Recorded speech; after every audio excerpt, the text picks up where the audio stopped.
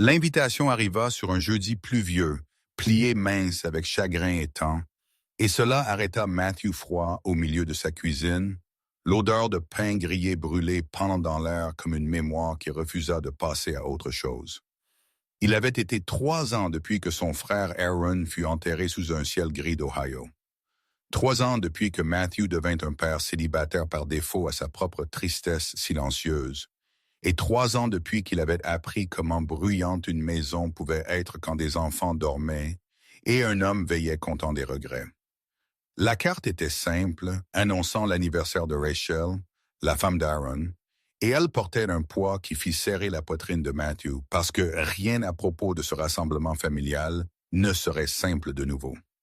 Si cette histoire tire déjà à quelque chose à l'intérieur de vous, si vous croyez en gentillesse, seconde chance et la bravoure silencieuse qu'il faut pour se montrer quand cela fait mal, s'il vous plaît, aimez, commentez, partagez et abonnez-vous à cette chaîne afin que plus d'histoires comme celle-ci puissent atteindre des cœurs qui en ont besoin.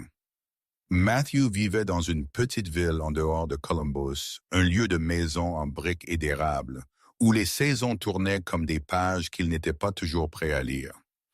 Ses jours étaient construits autour de déjeuners d'école et de routines de coucher pour ses 2 enfants, Caleb et Nora, dont les vies avaient été remodelées par la perte, même s'ils n'avaient pas encore de mots pour cela.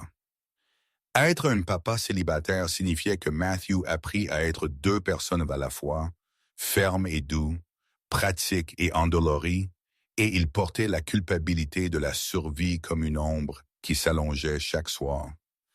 Aaron avait été le frère aîné, celui avec le rire plus stable et les épaules plus larges, l'homme que Matthew appelait quand la vie penchait. Quand Aaron mourut subitement dans un accident d'autoroute, le monde continua d'une manière qui se sentait cruelle. Et Matthew découvrit que le chagrin n'arrivait pas comme une vague, mais comme 1000 petites coupures. Rachel avait été une présence brillante une fois, le genre de femme qui se souvenait des anniversaires et apportait des tartes aux voisins dont le sourire rendait les pièces plus chaudes. Après la mort d'Aaron, elle devint quelque chose de plus silencieux, pas cassée exactement, mais altérée, comme une maison après un incendie, où les murs tiennent encore debout et l'air sent faiblement la fumée. Matthew avait gardé sa distance par respect, par peur, et par la croyance que la proximité pourrait inviter des malentendus qu'aucun d'eux ne pouvait se permettre. Pourtant, quand l'invitation était assise dans sa main, il pensa à comment la solitude grandissait quand les gens s'évitaient et comment les anniversaires, spécialement après la perte, pouvaient être plus bruyants que les funérailles. Il entassa les enfants dans la voiture avec un gâteau d'une boulangerie locale, répétant le calme dans sa poitrine, la façon dont un homme répète un discours qu'il espère ne pas avoir besoin. La maison de Rachel se tenait dans un quartier calme près de Dayton, un endroit que Matthew associait à des barbecues familiaux et au son du rire d'Aaron portant à travers des fenêtres ouvertes. La maison semblait la même, mais Matthew sentit la différence dès qu'il entra, un silence plus doux, une prudence dans comment les gens bougeaient. Des amis de l'église étaient là, des voisins dont la gentillesse se montrait dans des casseroles et des yeux doux, et des parents qui étreignirent Matthew une seconde plus longtemps que d'habitude.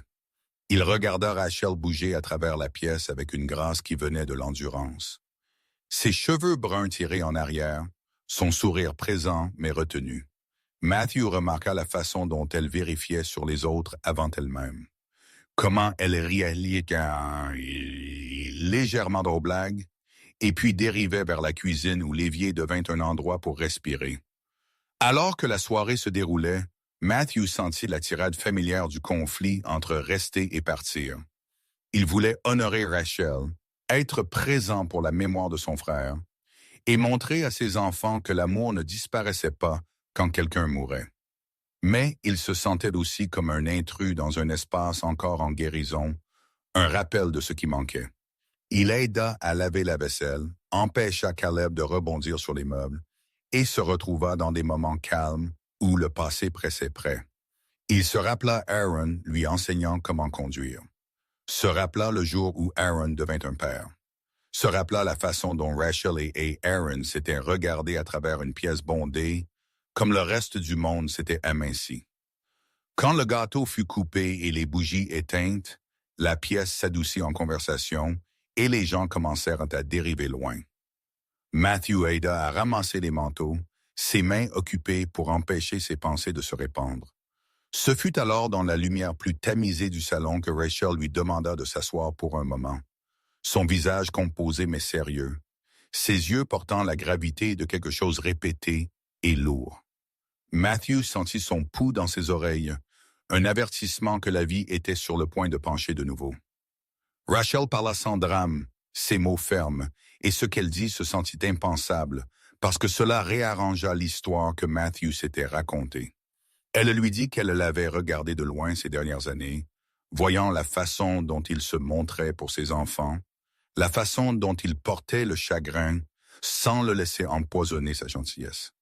Elle lui dit que l'éviter avait rendu la maison plus silencieuse de la mauvaise façon, que son absence se sentait comme une autre perte superposée sur la première. Elle dit qu'elle avait besoin qu'il arrête d'être un invité dans leur histoire partagée et commence à être de nouveau la famille. Pas par obligation, mais parce que la guérison exigeait parfois une proximité qui effrayait les gens.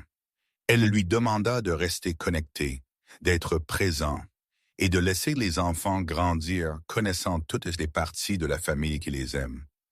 La partie impensable n'était pas la romance ou la trahison, mais le courage qu'il fallut pour demander la connexion. Et quand le chagrin enseigna aux gens à se retirer, Matthew sentit quelque chose se desserrer dans sa poitrine, un nœud qu'il n'avait pas su comment délier.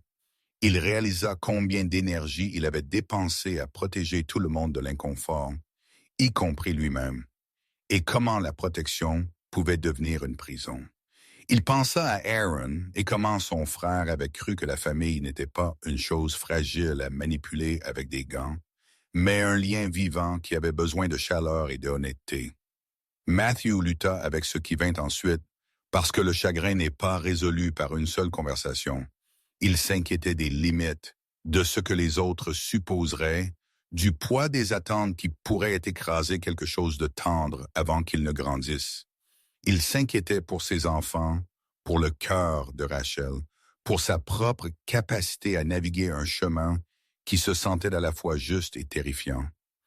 Mais il sentit aussi une clarté silencieuse, le genre qui arrive quand la vérité est parlée doucement. Il accepta de rester, de se montrer, de reconstruire un sens du normal qui incluait le rire et les repas partagés et la liberté de se souvenir sans ciller. Dans les semaines qui suivirent, Matthew se retrouva à retourner à Dayton plus souvent. Il amena les enfants pour les dîners du dimanche, aida avec de petites réparations, et apprit le rythme des jours de Rachel en tant que veuve trouvant son équilibre. Il y eut des moments difficiles comme les anniversaires et les vacances quand l'air devint épais d'absence. Et il y en eut de bons, comme des jeux de société qui se terminaient en rire le soir quand le silence se sentait compagnon au lieu d'être aigu. Matthew découvrit qu'être présent ne diminuait pas la mémoire d'Aaron. Cela l'honora en gardant l'amour en mouvement. Rachel, pour sa part, se permit d'accepter de l'aide sans excuse. Elle rit plus facilement, pleura quand elle en eut besoin, et commença à imaginer un futur qui n'effaçait pas le passé, mais l'incluait comme une fondation. Matthew apprit à parler de son frère avec ses enfants, à raconter des histoires qui rendaient Aaron réel et gentil et humain, pas un saint gelé dans le temps. La famille commença à se sentir comme une chose vivante de nouveau, imparfaite et résiliente.